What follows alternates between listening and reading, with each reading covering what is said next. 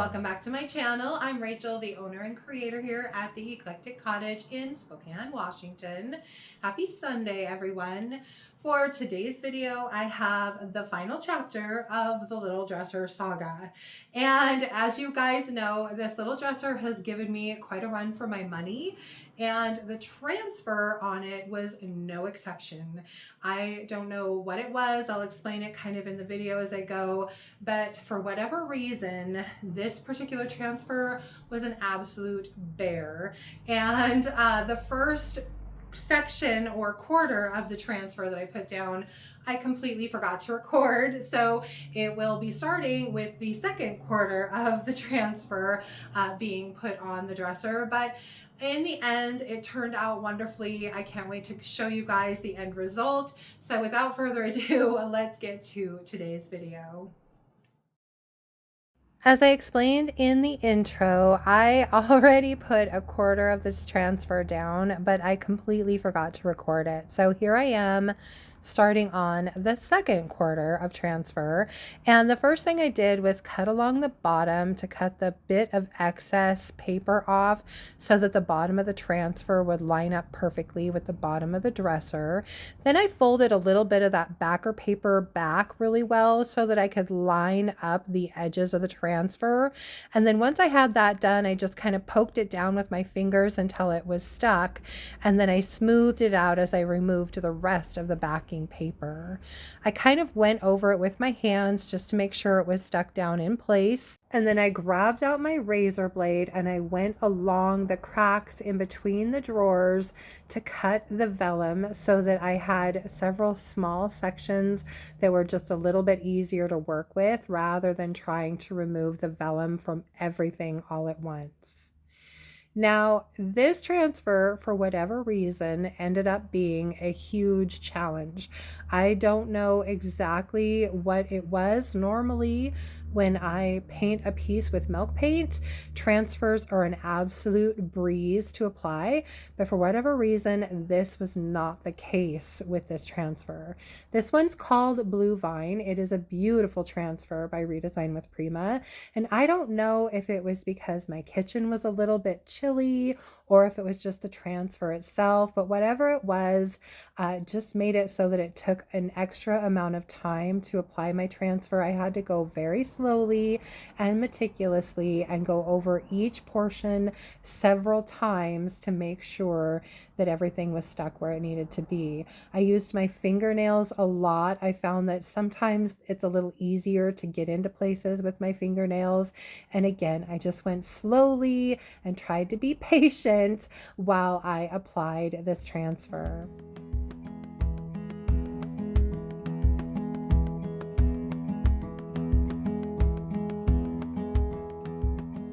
Once I removed the vellum from each section of my transfer, I went over it with my fingertip just to burnish it in and make sure that there weren't any places that had bubbles or wrinkles or where the transfer wasn't completely stuck down.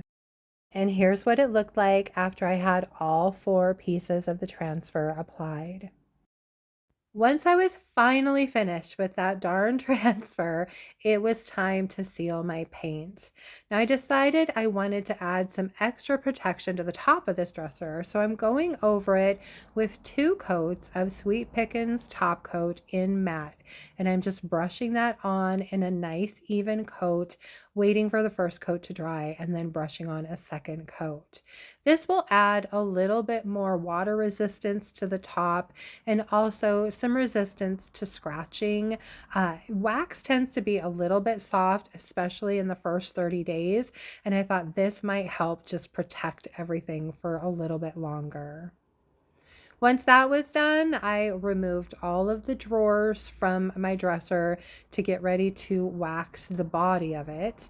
But before I did that, I did go ahead and add in the rest of the drawer stops that I had finally gotten from Amazon. So this is me just getting all the rest of them put in before I begin the waxing process on the body of the dresser.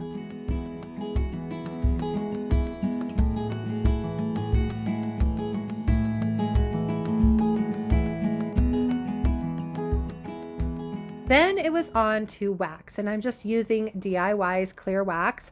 I am going over the top as well. I want the entire piece to have the same soft matte finish that the wax gives.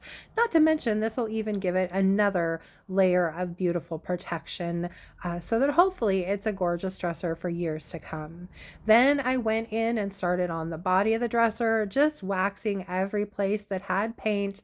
I am applying that wax with my soft bristle brush in a nice even layer, and then I am wiping back the excess with a dry shop towel.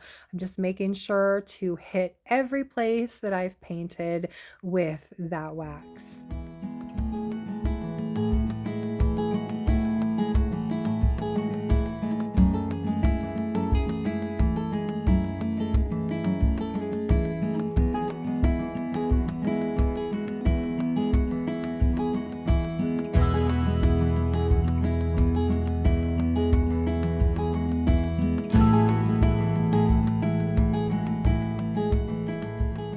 Once I was finished sealing the body of the dresser, I went ahead and set it aside and went to work on the drawers.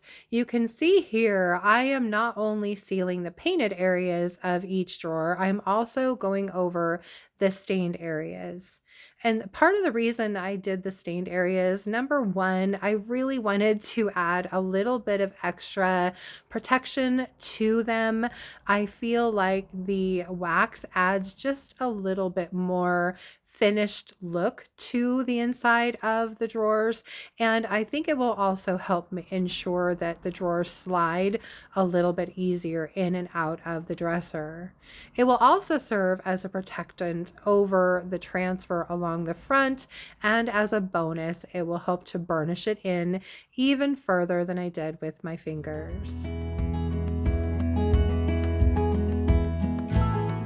As I finished each of the drawers, I walked them over and placed them into the dresser, and I can't tell you what a good feeling it was to watch it finally come together. The only thing left to do is to choose some knobs. I'm really hoping you guys will help me with that. But in the end, I absolutely love the way that this little dresser turned out, and I hope you guys do too. Well, that's it from here for today, you guys, but I thought I'd do things a little bit different to end today's video. And instead of taking formal final shots of the dresser, I thought I would just bring you up here to where it's staged in the shop and show it to you. And then I'm going to take the camera off of the stand and go over it so you can see all of it. And also the 6 different knobs that I have down here. And I'm hoping you guys will offer your opinions as to which of these 6 you prefer on the dresser. I have kind of in my mind which ones I like, but I thought I would ask you guys to give me your opinions as well. So we'll see what you say. Anyway, if you enjoyed today's video, don't forget to give it a thumbs up. I so appreciate that. If you haven't already, I would love it if you would subscribe to my channel, and then of course just hit the little notification bell so you don't miss anything. And then again, just comment below, let me know what you think of the final project, and also which of these knobs you guys like the best. Let's see, for Thursday's video, and please you guys forgive all the traffic noise. I'm up at the front of my shop right next to my big window, so it does tend to get a little noisier up here. But anyway, for, let's see, Thursday's video, I am going to be back in my kitchen working on some smaller projects. I'm hoping to get started on some Valentine's inspired DIY projects. We'll see. But at any rate, it will be some sort of a thrift flip or DIY for you guys on Thursday. So I hope you'll join me back here for that. Just a quick reminder too, I do carry a full range of DIY paint products here in the shop, including Creamy, which I am totally out of now because I used it all on this dresser, but I got some more on order. And of course, all the rest of the products that I used, as well as DIY paint and products, Sweet Pickins milk paint and products, Recycled Treasures decoupage papers, and of course some Redesign with Prima. So you can check those out there. And thank you guys so much for being here. I so appreciate it, and I'll see you back here on Thursday. And now we're going to go on to the shots of the dresser.